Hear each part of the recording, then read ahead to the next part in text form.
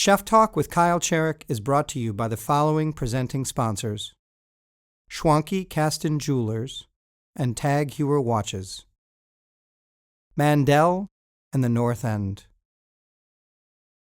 For more information on these or other supporting sponsors, please click on the banner ads to the right of the Chef Talk episodes for links directly to their websites. For this segment of Chef Talk, I square up with Chef Justin Carlisle of Umami Moto. He arrived on the Milwaukee dining scene about a year ago, and I think the cuisine that he's putting out is both prescient of where eventually farm to table will go, and also kind of troubling to a lot of diners. It's restrained, it's molecular, and it's not what they imagine or expect sometimes when they order a dish off of the menu. That's actually what intrigues me the most about him. And he's had this terrific path of starting out as a kid that didn't go to culinary school and cooking at the Greenbrier, and then working in some of the amazing restaurants in Chicago, standing on the line with names that we all know from food television or restaurants that we can't get into. He's an asset to the dining scene.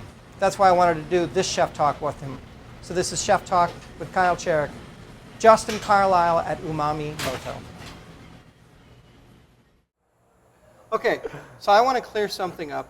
We're now buddies. Yep. In the early days, I called your food tweezer food. You still do. And I want to be clear that it still is. Right. You still call it tweezer food. Even though you're from Sparta, Wisconsin. Yes. Even though you started cooking in the local Vor edict, you got major national acclaim. Yeah. How did you get from there to where you are now? In my mind, I'm still there.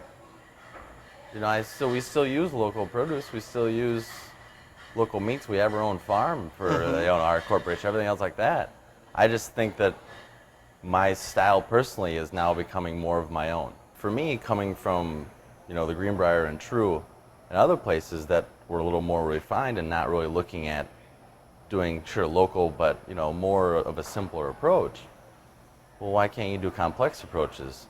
With local stuff. Local stuff. Just because we buy something locally doesn't mean that we can't make a complex dish or complex flavors, or do a precision plating or unique twist on it, I want to talk about your Joseph Campbell hero path as a chef. Because you started a poor, shoestring suit kid in Sparta, Wisconsin. Yeah, I grew up on a beef farm. Right. I didn't do much cooking at all, but, we cooked. We sat down for dinner every night. Yeah. Beef farmer. It wasn't an option. No, we would go out and pick things in the garden. We would cook that. To me, that was normal. Right. My brother went into cooking. He's 2 years older than me. So he was doing his internship in Adele's, an old supper club called, Ishnala Supper Club. Right on. But, so I started with him. Prep cooking, anything else like that. Obviously, the lifestyle was what I liked more than anything else. For sure. Stay up all night. Yeah. Drink all night long, You're hang around, out with people. It's like the military, only with better music. You're around buddies. You work really hard. Right. You sweat your ass off. You either make it or you don't. Yep. If you do, everybody embraces you. And then afterwards, you drink a lot of beer. Exactly. Then you go and play hard. Yeah.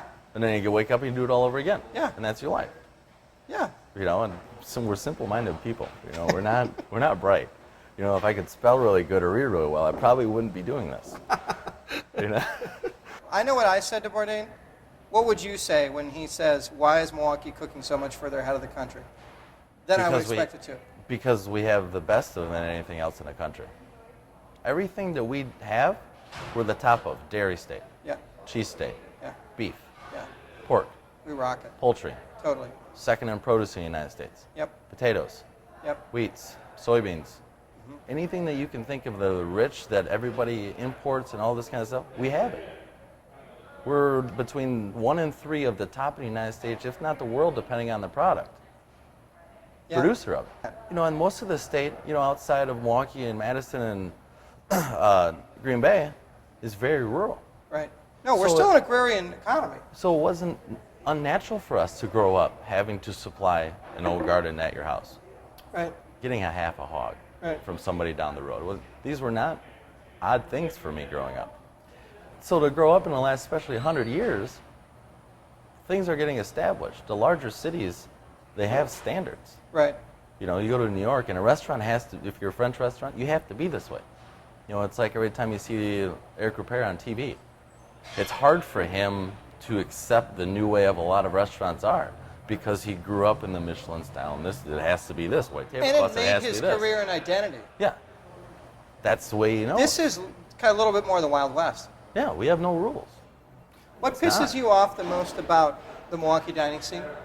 Diners shouldn't expect. You come and dine. You go because you enjoy it. Right. You want to go to a place to have this experience and be wonderful and be a part of it. I mean, what? Yeah.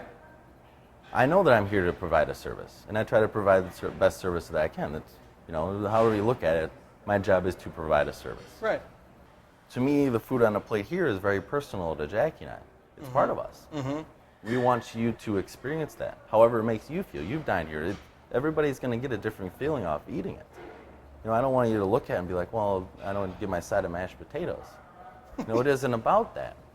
Right. You eat and you remember flavors of growing up, or you remember some time that you traveled here, or it's just one of the best things that you've tried, and how did this happen? I get this kind of flavor and this kind of flavor. It's an experience. It's an Or emotion. you didn't dig it, but that's okay. Right. Or I didn't like it, but this is why I didn't like it. Yeah.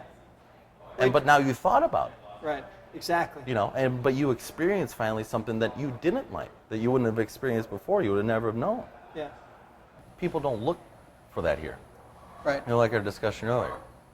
Justin goes over to Italy and he finds that Yeah. on the countryside, eating somewhere, things like that.